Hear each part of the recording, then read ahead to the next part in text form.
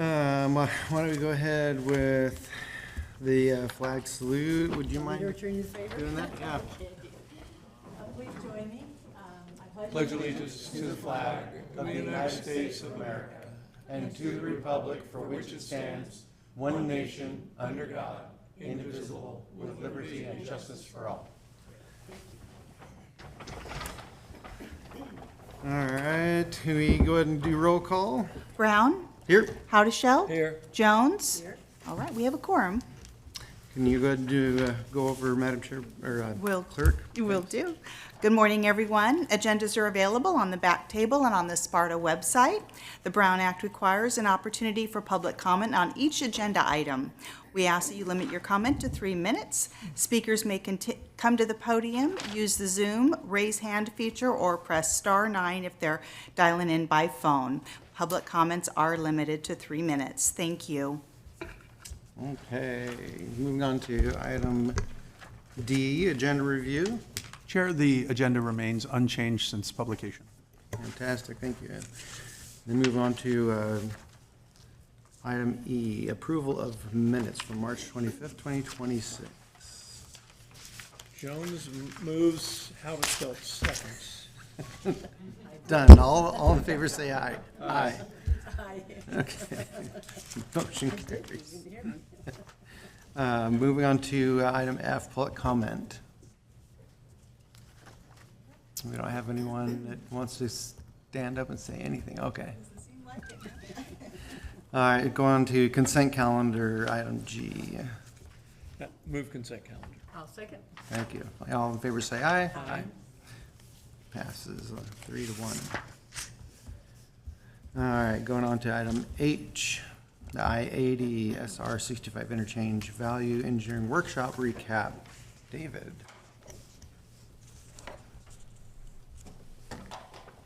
Good morning, members of the Sparta Board. In December, the PCTPA Board approved a letter of task agreement with the Jacobs Consulting Team, which consisted of Mark Thomas, Fair and Peers, and ICF to conduct a value engineering exercise for the I-80 65 interchange. And as part of the value engineering exercise, the group got into also looking at the State Route 65 widening project because of the two are very much related. And so with that today, we held the value engineering exercise in March. It was a 2-day workshop, very well attended by a number of local professionals that have worked in the corridor for a number of years, along with their city staff. And we went through and basically took the two approved projects and identified both near-term and longer-term projects for the corridor and for the interchange. And so with that, we have shortlisted, we've identified 0 to 10 year sort of projects and shortlisted projects within that particular term. And then we looked at, plus 10 years in terms of longer term projects. And so with that, we have the Jacobs and Mark Thomas team here, and they're going to do a presentation consisting probably of about 7-8 slides, and they'll be open to responding to any questions. And of course, I see people who participated in the workshop in the audience, and so they may get up and hopefully say good things. But certainly their input will be welcome. And with that, I'd like to turn it over to Leslie. Great. Jacobs. Good morning.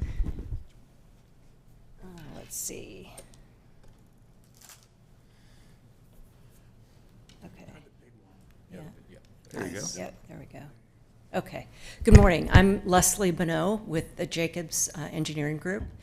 And we hosted this workshop back in March of this year to take a look at repackaging the large 8065 interchange program that at present day is somewhere around an $800 to $850 million project. And so Matt and his staff charged the group to come up with smaller projects that would incrementally begin to solve some of the congestion and safety issues that we have in the corridor. So we got this group together. This slide here shows representation of all the folks that were there. CHP and Caltrans were there, Placer County, Roseville, Rockland, Lincoln, and then we had Jacobs, Mark Thomas, ICF, AECom, and Fair and Pierce, the consultant team that at some point in over the last 15, 20 years have worked in the corridor. So we wanted to get all the minds of the folks that have done a lot of work in the corridor together to take a look at how to break this project up into smaller, more fundable, feasible projects. So the charge was repackaging. What you see on the map here in the sort of very faint gray, I guess it's not super dark on this slide, but the dashed lines there are the two projects, the 80-65 interchange and the 65 widening, the footprint that is cleared by the environmental document. So we were very clear in the exercise that we wanted to find smaller projects that were within the already environmentally approved footprint. So we weren't looking to come up with new ideas or things that we would have to take more time and resource to study, but that area has already been cleared. So what can we do within that footprint? We also wanted to make sure that we went back and reconsidered potentially things that we had dismissed early on, that maybe in today's lens, things have changed, political climate's changed, appetite for certain types of projects may have changed. So we really did a thorough sort of review of should we really have set this aside or should we have carried projects forward. So the 2 days, that was what we focused on. Really what it came down to was focusing on two significant movements that right now are causing the majority of the congestion in the corridor. And that is the southbound 65 to westbound 80, both in the morning and afternoon peak, and then the eastbound 80 to northbound 65 in the afternoon peak. So our focus was to try and find some things, smaller projects that we could do independently of one another to start making some adjustments and relief for this particular, for these two particular movements. So with that, I'm going to hand it over to Zach, and he is going to take you through the list of projects that we came up with and spend a little bit of time explaining what the benefits and results might be if we did these in a certain order of priority. So Zach. Thanks, Leslie, and good morning. Good to see you all. There are two slides that cover the proposed improvements. I'm going to flip back and forth between the two so you don't have to remember everything on this slide when I go to the map on the next slide. But the first project I'm going to talk about that we identified as one of the highest priorities is the northbound 65 auxiliary lanes. I was just listening to the conversation during the last meeting, and as Matt was saying, northbound 65 experiences severe congestion in the PM peak hour. The reason why that's important for the interchange is because once that queue spills back, it clogs up the interchange, and then regardless of what you do at the interchange, you can't get any more traffic through there. So what this project is, when I go to this next slide, if you're looking on these two pictures, it's that brown color that's on the left image that goes from Blue Oaks all the way down to Galleria Boulevard. That's on the right slide there at the top of the screen. And what that is it's an additional lane that goes through the Pleasant Grove interchange. So as you go northbound right now, you drop a lane at Pleasant Grove. This continues that auxiliary lane up to Blue Oaks. So it's an additional lane and provides additional relief for congestion there. Where's Topgolf on that? Oh, let's see here.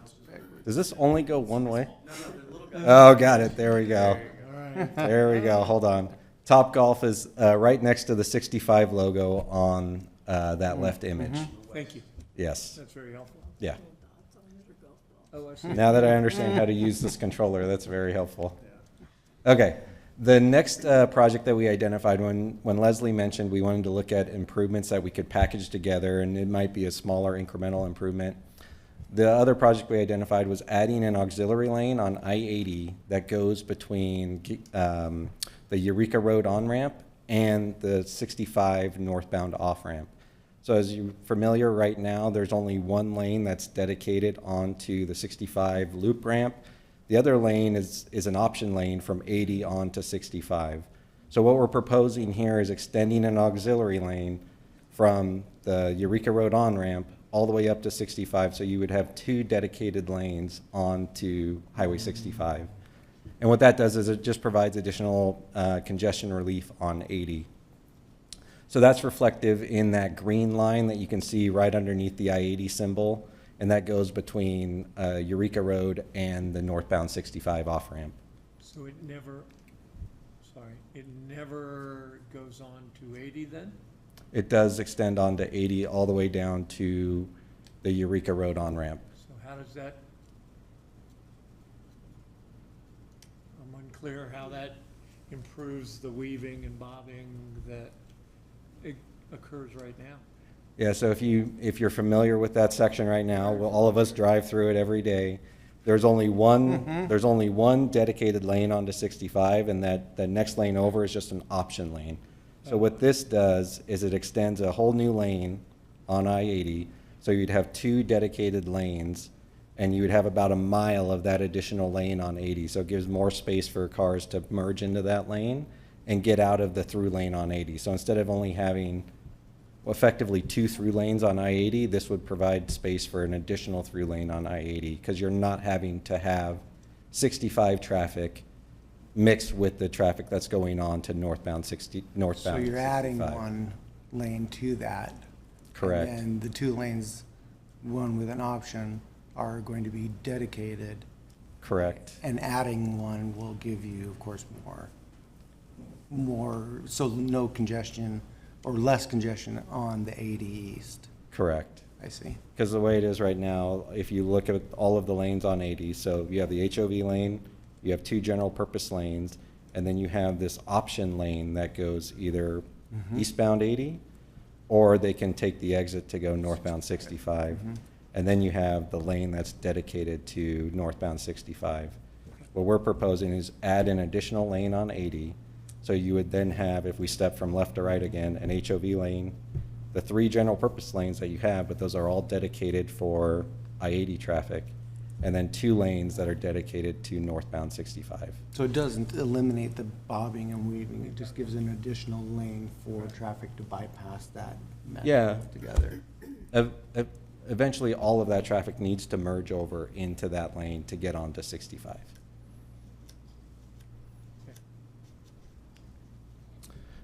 Okay, as we continue to step through the list of projects, the other one that we identified was completing the auxiliary lane between Douglas Boulevard and Eureka Road on eastbound 80. So if I go forward, that is shown by this red line that's on that right picture. So right now you have the Douglas Boulevard eastbound on-ramp. You have about a 1,600-foot auxiliary lane, and then it merges back into 80. And there's about an 800-foot gap before the Eureka Road off-ramp.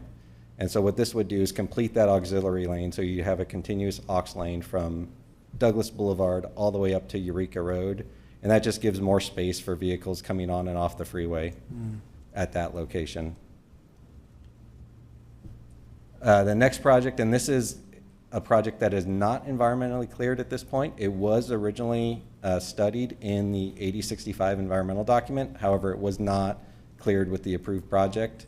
And what this would do is widen the Eureka Road off-ramp to 2 lanes and make intersection improvements at the Eureka Road intersection there. That intersection and that off-ramp has seen congestion more and more, and so this was an opportunity to look at potential improvements to relieve congestion on I-80. As we go forward, the next project that we identified in sequence was the northbound auxiliary lane between Blue Oaks and Sunset Boulevard. That's shown by that pink line that's on the left image there, from Blue Oaks up to Sunset Boulevard. And then coupled with that is the southbound auxiliary lane from Sunset to Blue Oaks.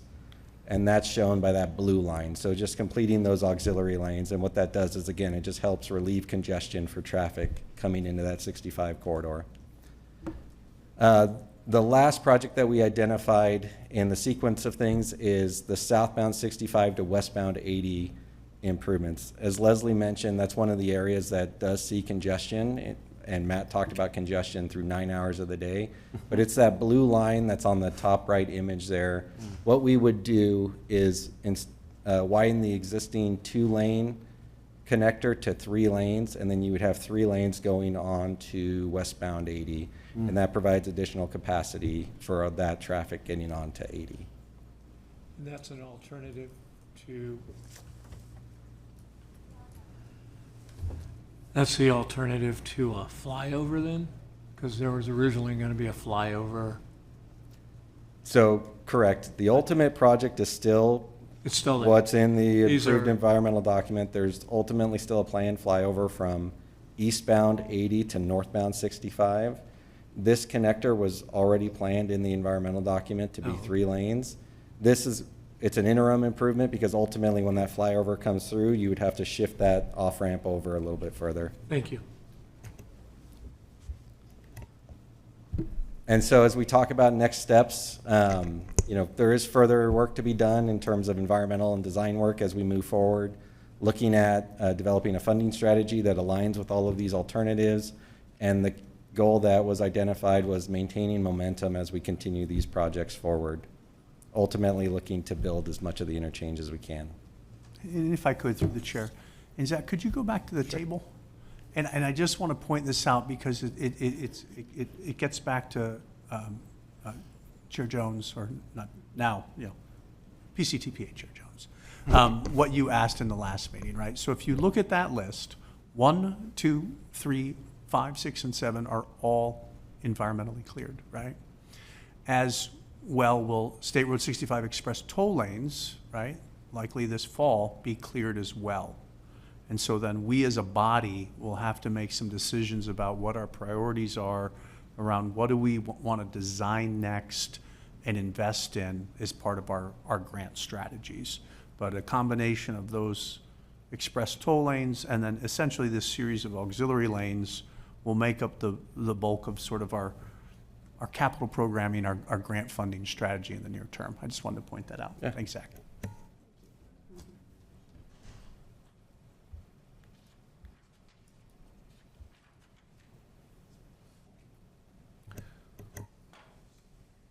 Can we ask questions before you sit down? Oh, I thought I already did. I still have more questions. You noted on your, one of your beginning slides, that eastbound 80 to 65 off-ramp is only congested or has an issue at PM? If you go back to the, Yeah. this is it. And you're just saying PM? That's the most severe congestion, is that eastbound 80 to northbound 65 off-ramp. In the AM and PM, the southbound to westbound connector sees congestion almost throughout the entire day. Okay, because in the mornings, it might not be a long period, but in the mornings, it's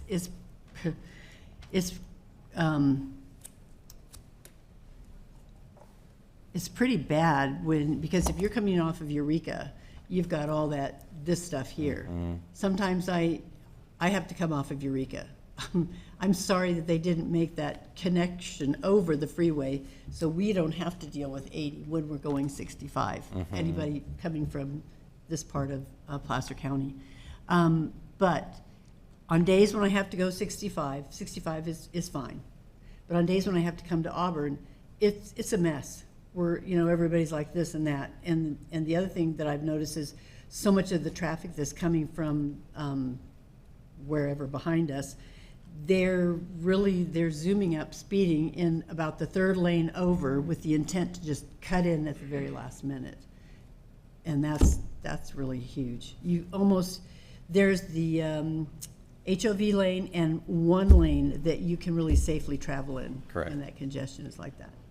Yeah, it's like a roller derby without the roller skates. That's exactly the problem. Yeah. We're pointing out the PM because as the volumes increase with people returning Going back to from 65. Sacramento, that queue, and it just makes that weaving condition Even you know, worse. more difficult. Right, you right. know. I mean, they're different problems, right? In your issue, because there's less congestion, the travel speed is faster. So people are weaving at a higher rate of speed, but there's more holes to get into, right? So Well- they're all bad. And Yeah. all of these projects will help, you know, Yeah. that section all day. Right. But we were pointing out the PM out. Yeah, issue, okay. And then the other thing too, I know I've told Matt this all the time, but is there any consideration to closing that Taylor Road exit, the one that is such a problem? Yeah, I'll take that one. So it is something we talked about. Yeah. And there is, I would say for these interim for all of these interim sort of under 50 million, what we've talked about is that, and what the analysis shows is closing Taylor doesn't give us any benefit with these interim auxiliary lanes. Oh, okay. Where we would see a benefit, if there were the ability to close Taylor, we would see a benefit if we go back to the ultimate, right?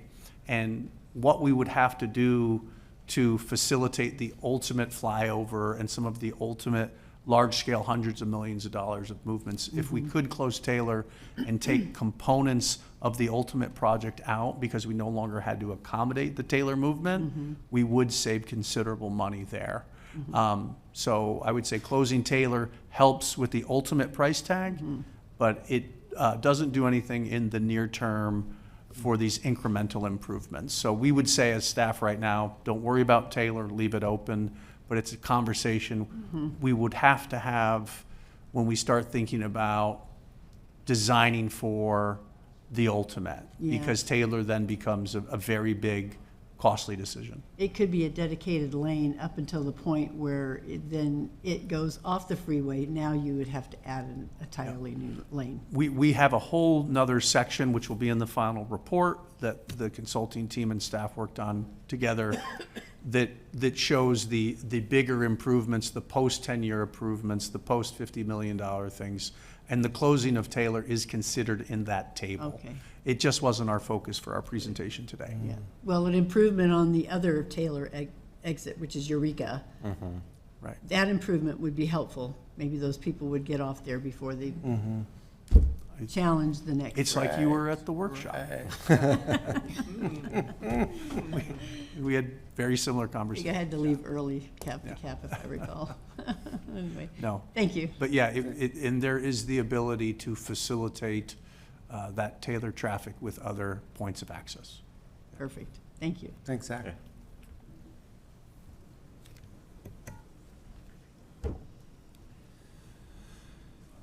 So that was the presentation. Actually, I want to go back. On this table here, most of the improvements are identified either with federal funding or state Senate Bill 1 funding, solutions for congested corridor, and in a few cases, trade corridor funding. So to be eligible for those funds, you need to have a comprehensive corridor plan. And we're currently updating the Placer-Sacramento Gateway corridor plan, and so these improvements will be identified in that corridor plan, and that will then make us eligible for that grant funding. Of course, as Matt had noted, the board here will need to identify priorities in terms of improvements, and of course, as I noted in the staff report, there will need to be some refinement to engineering and design and update of funding, and of course, we have environmental approvals, but you always have to do a revalidation, and so, since the approvals are dated, so there will be some of that will be incorporated into future work programs. And with that, that's a conclusion to the value engineering presentation. And of course, take any questions you Thanks, have. David. Any additional questions? No, sir. No, that's okay. Fantastic.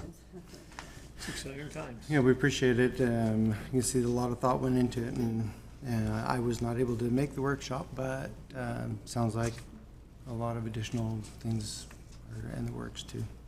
All right, let's go ahead and move on to item I, Regional Transport and Air Quality Mitigation Fee Allocation, request for Sierra College Boulevard widening segment 1. And that'll be mine. Thank you, Mr. Chair. Good morning, members of the SPARTA Board. So the item before you is an allocation request for a signalization of the intersection of Sierra College Boulevard and 12 Bridges Drive, which is located in Placer County, directly adjacent to the city of Lincoln. This is an intersection that both the county and the city have received numerous requests for improvement. Currently, it is unsignalized with with through lanes on Sierra College. The signalization is actually supposed to be triggered by the Bickford Ranch development that is nearby. The parties all mutually agreed to advance the project early based on public requests for improvements at this intersection. There's also going to be some potential cost savings to doing it early because there's going to be a lot of earth fill coming from the Bickford Ranch development as the housing building progresses there. So they want to be able to use that fill to move it over to the intersection to help build the widening and the signalization. Nice. So the project, the Sparta fee program includes this project in it with the widening to the south of the intersection and the signal.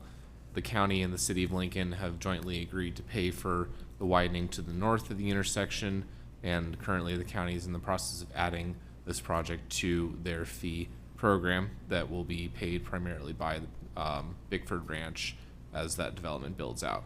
The developer is going to design, environmentally clear, and construct this project, and as I understand it, they're hoping to accelerate this pretty soon within the next 12 to 18 months. With that, the Sparta cost is about 6.8 million. The total cost of the signalization and the widening is roughly 11 to 12 million dollars. The reason that the widening is needed is because there's a slope directly to the east of this intersection that needs to be filled in with, all the dirt fill, and then widen up the approaches to the intersection slightly.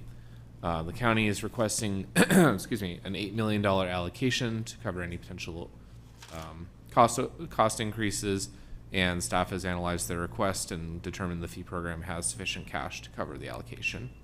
So with that, staff's recommendation is you adopt Resolution 2603 to allocate $8 million for this project to the County of Placer. And then we also have Rich Moorhead, who's the Deputy Director of Public Works for the county, in case there are any questions about the project. Thank you. Appreciate it. Thank you so much, Corey. Do we have any questions? I don't think so. Maybe you can just kind of give us a clearer picture of what it entails. I'd love to ask Rich Moorhead, Deputy Director of Public Works, to come up. He is the resident technical expert on this project. He can give you a much clearer picture than I can. Thanks, Rich. That's why I came down today. Exactly. Good morning, Chair, board members. Rich Moorhead with Placer County Department of Public Works. The signalization itself, again, is going to be the signalized intersection. Ultimately, it's 4 lanes, 2 northbound, 2 southbound with the turn lane. So the signals will be set at the ultimate location for the widening. As part of this, as Corey was describing, there's a lot of fill on that east side. And to get that fill to work all the way back in, we're going to only carry 1 northbound lane at this point. And then when the next segment comes in, because there's another segment 4 that will be triggered by the Bickford Ranch development further down the road, that will be added at that point, but the signals will be put at the right location. And the fill comes almost all the way up. It gets very close to being there, so it'll be a really easy project to do in the future. And it will be just all protected movements at that location, so fully signalized intersection. Great. Okay, that's clear. Thank you. Sure. Appreciate it. I appreciate everyone's energy and time putting into having this go early for the benefit of the community that wanted it to go early. It sounds like there's going to be some benefit to possibly saving a little bit of money and also having a place for the dirt to go. So anyways, I'm open to I'll motion. move approval this time. Do we do public comment, right? Oh, I'm sorry. No. There isn't any. No. Is there any public comment? you. No public? She says no, there's no public All comment. right. Jones moves, Howard-Shelf seconds. All in favor, say aye. Aye. Motion carries. Moving on to item J, the 2025-26 Administrative Budget Amendment Number 1, also Corey. Yep. Good morning again. So this item is amendment number 1 to our fiscal year 25-26 administrative budgets. As a reminder, staff brings the admin budget usually in May or June of each year this is for the administration of Sparta by PCTPA staff. There's only 2 small amendments to the 25-26 budget, and this is to essentially true it up with our amendment number 2 of the OWP that went a couple months ago. So the first is an increase of about $11,000 in staff costs under PCTPA administrative contract. And then we also added $5,000 to our on-call model and fee assistant consultant, and that's just to cover $5,000 for an on-call engineer that was added to our OWP in case we needed an engineering expertise for Sparta projects. Otherwise, their budget remains unchanged. The total amount of the increase is about $16,000 for a total administrative budget of just under $156,000. Staff recommends approval of the amendment. Happy to take questions. Thanks, Corey. So the additional $5,000 that you had for the on-call model is a just-in-case item. I mean, it could be that we don't utilize that or need that at all, correct? That's correct. And the only reason it was even added is because with Rick's retirement, that kind of left a void in engineering expertise at the agency, so we added it to the OWP to be able to use it if needed, but it wasn't added to the admin budget, so this is just truing it up. Okay, perfect. Any additional questions? No. Okay. Anyone in the public would like to make comment on this? I don't see any either. Addishelt moves, Jones seconds. All in favor, say aye. Aye. Motion carries. Moving on to item K, 26-27 administrative budget, Corey. All right, so moving on to next fiscal year's budget. So there's really only one change between the amendment number 2 or amendment 1 budget of 25-26 that you approved 30 seconds ago and our proposed 26-27 budget, and that's a increase of staff costs of about $50,000. So the total budget for Sparta is $206,617 to PCTPA. And that, staff recommends approval of the admin budget for 26-27. Any questions? No questions. Yeah, could you break down the administrative contract? I mean, that's a significant difference. I don't mean to indicate it's not warranted. Just if somebody says, hey, it's $50,000 more, why is it $50,000 more? Director Hauschild, I can take that one. And it's it's for fiscal year 26-27 only. When we get to 27-28, you'll see that decline back down.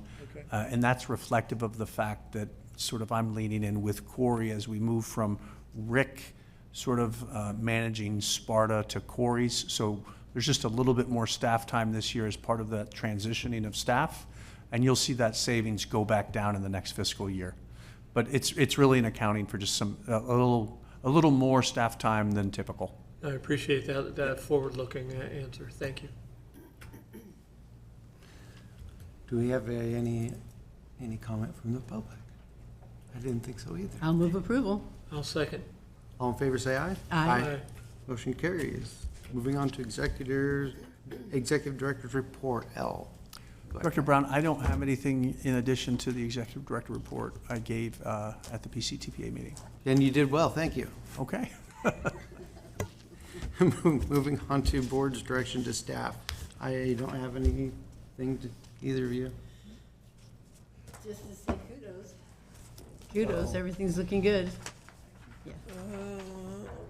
Our next meeting is June 24th. 24th, yeah. Uh-oh. Yeah, okay. June 24th? Yep, June I 24th. don't think I'm going to. Information items are in there. I'll say we are adjourned. Thanks, Chair.